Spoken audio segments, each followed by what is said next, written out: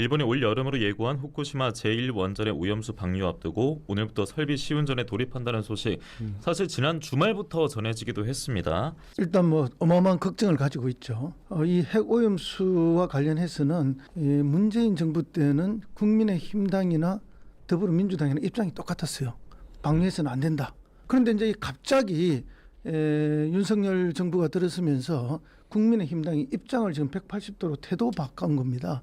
결국 일본의 방류를 막기는 쉽지 않아요. 이 일본은 이미 결정하고 움직이는 거고. 우리는 못 막는 겁니까? 그렇죠. 근데 이제 다만 우리가 이제 이것에 대해 가지고 정부가 어떤 입장을 취하느냐가 이제 국민들의 관심사이고 네. 기대하는 바가 있을 텐데 지금은 너무 일본 측의 입장을 대변한다라는 말을 들을 수밖에 없죠. 그래서 우리가 이제 가장 앞서서 이제 이것에 찬동하는 모습을 보이는 것이 정말 불만이 이제 국민들도 있는 것이고 그리고 뭐 사실 따지고 보면은 먹거리에 대한 것이라는 거는 굉장히 민감하기 때문에 예를 들어 농약을 쓰느냐 안 쓰느냐 문제 같은 경우 아무리 잔류 농약이 없고 안전하다 하더라도 결국에는 유기농 찾고 이렇게 가는 것처럼 이 생선에 대한 부분도 앞으로 이 오염수 방류 이후에 어민들이 생각하는 것보다 더 큰 어떤 그 식탁의 변화가 있을 수 있다. 이게 이제 그게 큰 리스크라는 거죠. 네.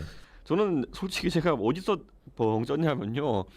시찰단을 비공개 명단으로 가져가는 경우는 저는 이건 말도 안 되는 경우를 그래서 생각했거든요. 깜깜이 시찰단이라 불렀죠. 아니 네. 그분들은 저는 솔직히 저도 제 친구들 중에 과학자들이 많지만은 과학자들이 진짜 과학을 얘기하려 그러면은 이름 걸고 하는 겁니다. 네. 명예를 걸고 하는 겁니다. 그래서 내가 가서 국민 여러분 제가 과학자로서 쌓은 명예가 있는데 봤더니 안전합니다. 아니면 봤더니 좀 깨름직한 부분이 있습니다. 이걸 자기 이름 걸고 해야 되는 건데 국민의힘에 지금 정치인 하는 사람들이 전부 다 익명 인터뷰만 해제껴가지고 지금 당이 황폐화된 것처럼 이제 이 정부에서 그 검증까지도 익명으로 하겠다 그러니까 저는 이게 참 신뢰 사회라는 게 무너지고 있는 게 아닌가 이런 우려도 있습니다.